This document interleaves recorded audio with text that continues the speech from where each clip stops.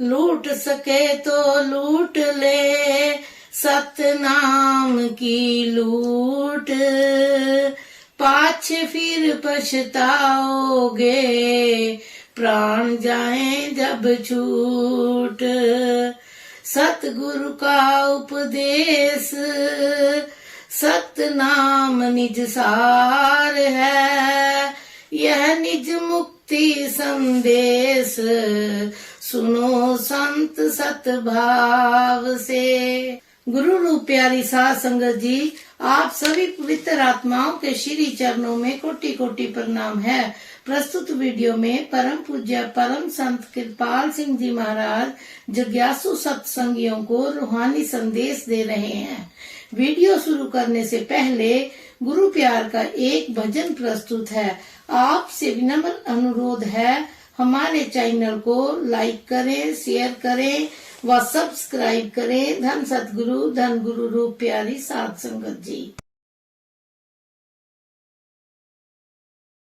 सच्ची लगन गुरां दे नाल लाल, जे सुख ते आनंद लुटना। सच्ची लगन गुरां दे नाल लाल, जे सुख ते आनंद लुटना। जिस दिन दा चोला पाया तू, नित कई हजार गवाया तू। जिस दिन दा चोला पाया तू, नित कई हजार गवाया तू। रहंदी तारास बचा लै, जे सुख ते आनंद लुटना। सच्ची लगन गुरां दे नाल लाल, जे सुख ते आनंद लुटना। मतलब दी दुनियादारी, भैन भाई ते रिश्तेदारी। मतलब दी दुनियादारी, भैन भाई ते रिश्तेदारी। इको सच्चा यार बना लै, जे सुख ते आनंद लुटना। सच्ची लगन गुरां दे नाल लाल, जे सुख ते आनंद लुटना। सारे रल के मता पका लईए, दर उस दे तूणी रमा लईए।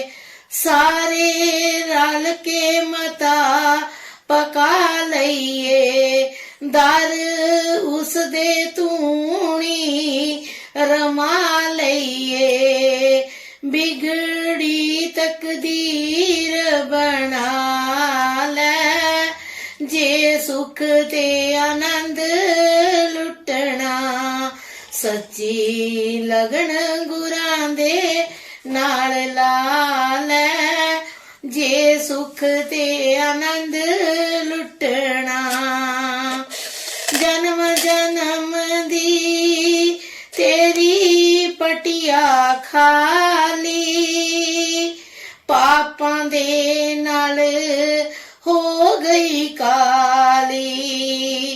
जन्म जन्म दी तेरी पटिया खाली, पापां दे नाल हो गई काली। किरपाल तो साफ करा लै, जे सुख ते आनंद लुटना। किरपाल तो साफ करा लै, जे सुख ते आनंद लुटना। ਸੱਚੀ ਲਗਨ ਗੁਰਾਂ ਦੇ ਨਾਲ ਲਾ ਲੈ, ਜੇ ਸੁਖ ਤੇ ਆਨੰਦ ਲੁੱਟਣਾ।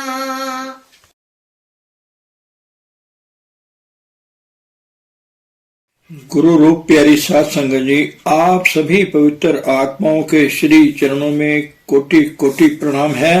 परम पूज्य परम संत कृपाल सिंह जी महाराज जी सत्संग प्रवचनों में फरमा रहे हैं, कुल कुटुंब सगलते तोड़े तो हमरे बेड़ी आवे हो, जब तक सब तरफ से तुम्हारा रिश्ता टूट जाएगा वो आएगा। हजरत इब्राहिम आदम थे, वो भी जब ऐसी हालात बनी बादशाही को छोड़कर चले गए। कई सालों के बाद अपने मुल्क में गए, दरिया के किनारे बैठे थे। लोगों को पता लग गया कि बादशाह सलामत वापस आ गए हैं। गए अमीर वजीर के महाराज चलो, कहने लगे कि अब मैं नहीं चलता, इसमें क्या रखा है। उन्होंने बहुत जोर दिया तो यह सुई से कपड़ा सी रहे थे, सुई दरिया में फेंक दी और कहने लगे यह सुई ले आओ। वजीरों ने कहा कि दरिया में सुई कैसे निकलेगी, और जितनी सुइयां कहो ला देते हैं। फरमाया नहीं, यही सुई चाहिए। तो थोड़ी तवज्जो दी, एक मछली मुंह में सुई पकड़े हुए आ गए। कहने लगे देखा मैं तुम्हारी बादशाही को क्या करूं, मैंने तो ऐसे बादशाह की गुलामी ली है जिसके इशारे पर चिरंद पिरंद हैवान जितनी कायनात है वो चलती है। तो भाई आखिर कोई चीज है ना, नशा है जिसको पाकर निज आनंद की मस्ती में गर्क हो जाते हैं। अब शम्स तबरेज साहिब इस नशे को बयान करेंगे। कहते हैं कि मैं मर जाऊं, मेरे जिस्म की खाद से जिस मिट्टी में यह दबा दी जाए, खाद में मिला दी जाए, उससे जो कणक उगे उस कणक की रोटी तुम पकाओ तो मस्ती बढ़ेगी। आगे कहते हैं कि उसके परोसने वाला और पकाने वाला मस्त हो जाएगा।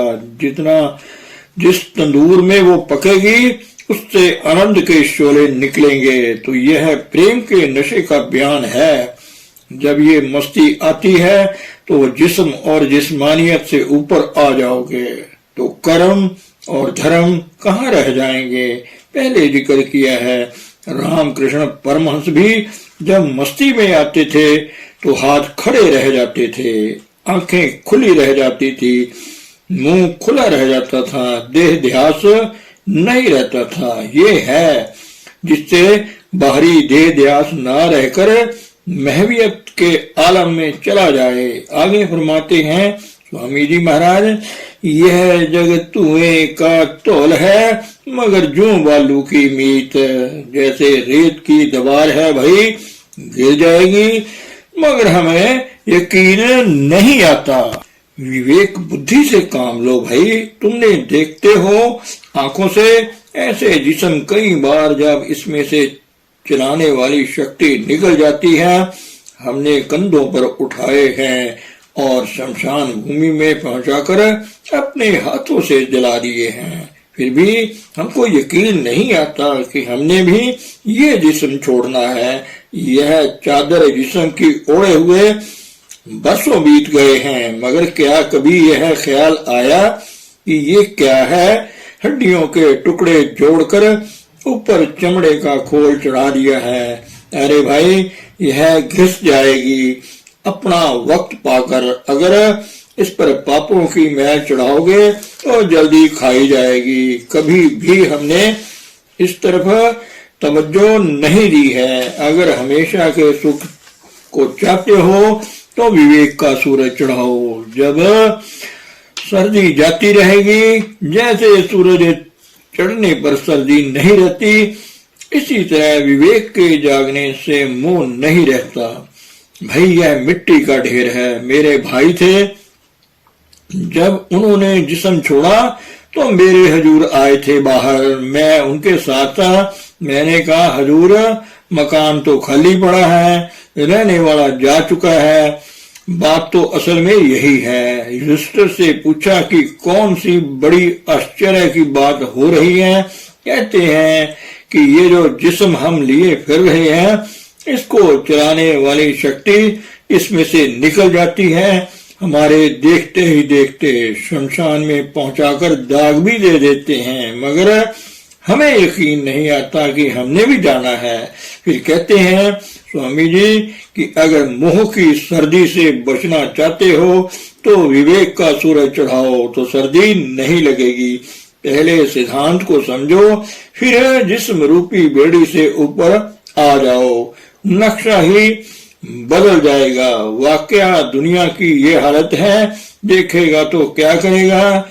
जिन्होंने मिस्ट्री ऑफ लाइफ को हल किया है उनके पास जाएगा। आपको पता है महात्मा बुद्ध को वो कौन सी चीज थी जिसने आखिर उन्हें महात्मा बुद्ध बना दिया? यही एक नजर थी। शहर को बाहर शहर में गए रथ पर सवार होकर लोग रास्ते में उनकी आमद के लिए बड़ी बड़ी सजावटें किए हुए थे। क्या देखते हैं, आगे एक बूढ़ा आदमी लकड़ी के सहारे आ रहा है, लड़खड़ाता हुआ, हड्डियां निकली हुई हैं, दुर्बल और कमजोर है, चल नहीं सकता। ऐसा दृश्य पहली बार देखने में आया। खुद जवान थे। पूछा रथवान से कि ये क्या है? कहा महाराज यह शरीर बूढ़ा हो जाता है। दिल को और चोट लगी। आगे गए, एक बीमार आ रहा था, हाँफ रहा था। बताया कि महाराज ये जिस्म बीमार हो जाता है और सख्त चोट आई। रथवान ने देखा कि इनके दिल को बजाय खुशी के उल्टा दुख हो रहा है। शहर से बाहर ले गए। वहां देखा कि चार भाई एक मुर्दा लिए जा रहे हैं। पूछा ये क्या है?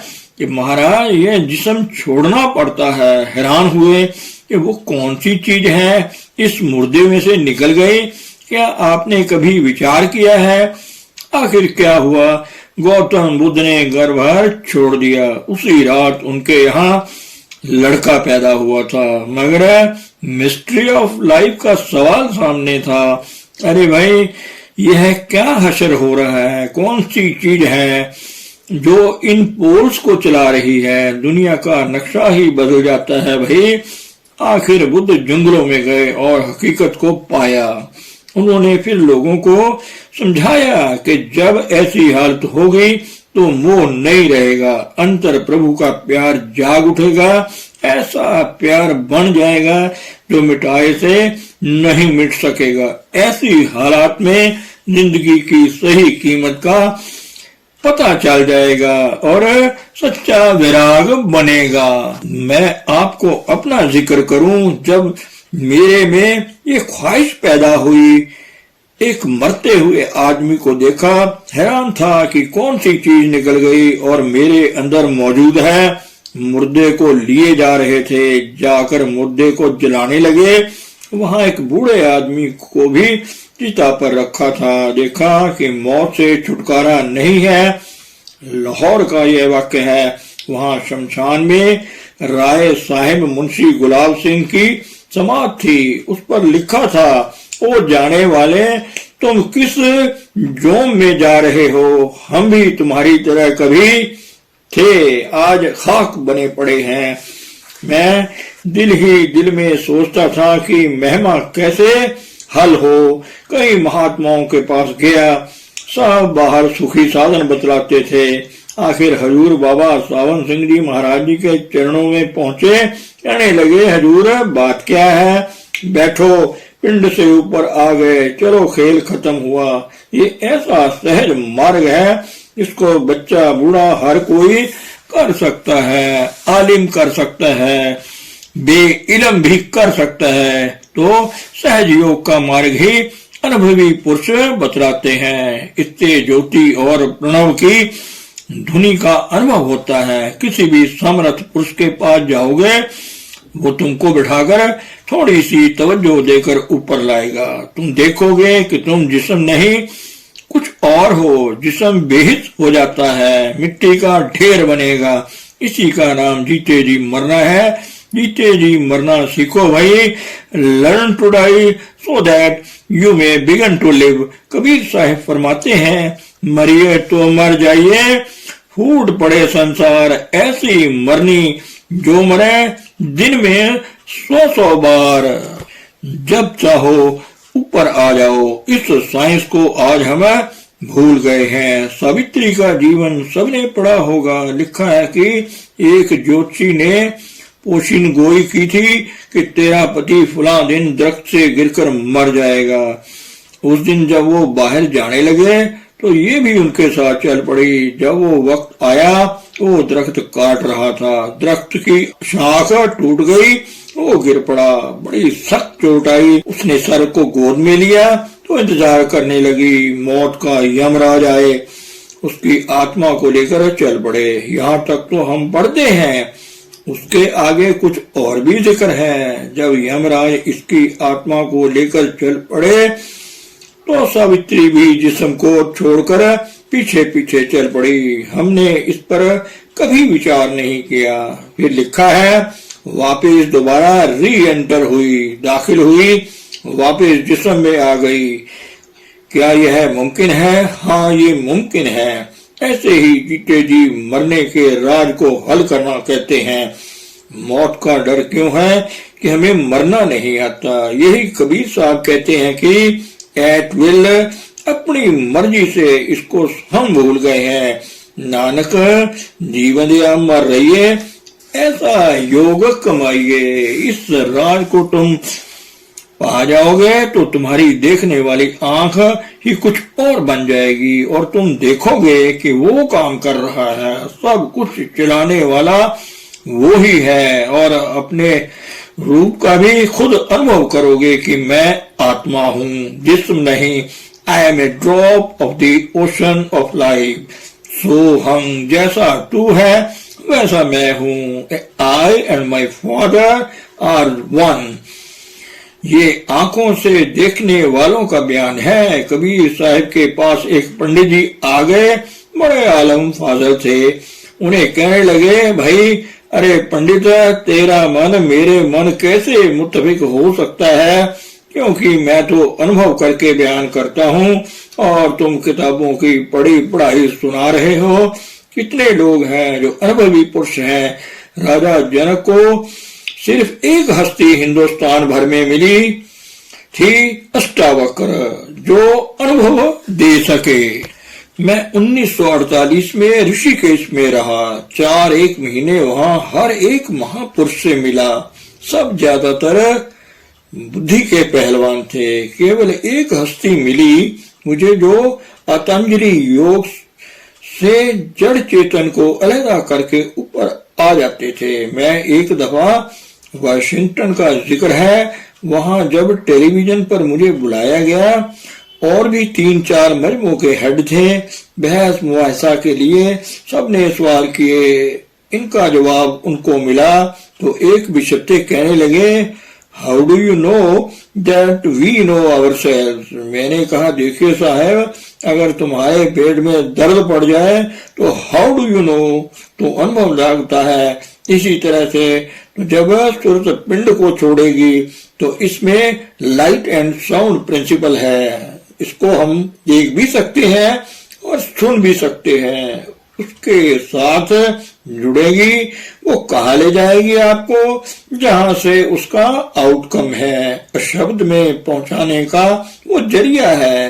पार साजन अपार प्रीतम है, गुरु सुरत शब्द लगावे पार। जिस प्रभु को हमने मिलना है वो सब हदों से पार है। गुरु क्या करता है, हमारी सूरत को उस शब्द पावर से जो ज्योति स्वरूप और प्रणव की ध्वनि है, जो उद्गीत हो रहा है, उससे जोड़ देता है। अनुभवी पुरुष पहले ही दिन जाति तजुर्बा देता है। वो तुम्हारी अंतर की आंख खोल देता है, गगन से ऊपर आने का राज बता देता है। तुम अंतर में ज्योति के देखने वाले हो जाते हो, प्रणव की ध्वनि को सुनने वाले हो जाते हो। फिर तुम खुद अपनी गवाही आप दोगे। धन सतगुरु, धन गुरु रूप प्यारी साध संगत जी।